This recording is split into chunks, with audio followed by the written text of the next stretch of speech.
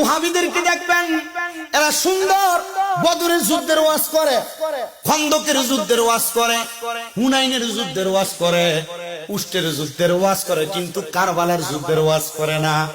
আবার আমরা তাদেরকে ওহাবি বললে এরা আমাদেরকে বলে তোমরা এত ফতুয়াবাজি করো, মুসলমানের ভিতরে এত ভাগাভাগি করো, মুসলমান তো মুসলমান, এক আল্লাহর বান্দা, এক নবীর উম্মত, এত দলাদলি কেন তোমরা করো? আমরা তাদেরকে বলতে চাই তোমরা যে কারবালার বয়ান করো না, তোমরা এটা প্রমাণ করে দাও কারবালার ময়দানে নবীর নাতি ইমাম আলী মাকাম আর ইয়াজিদ দলের মধ্যে সেখানে পার্থক্য হয়ে গেছে।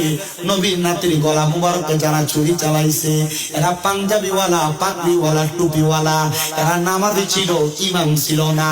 তার মানে তোমরা যারা পাতাল ফেরকা সব যুদ্ধের ওয়াজ করো, কারবালার যুদ্ধের ওয়াজ করো না।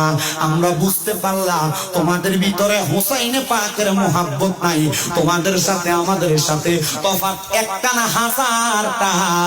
আমরা আলী মাকামের ভক্ত, আমরা আলী মাকামের প্রেমিক, আর তোমরা ইয়াজিদের উত্তরসূরি। কথা ক্লিয়ার।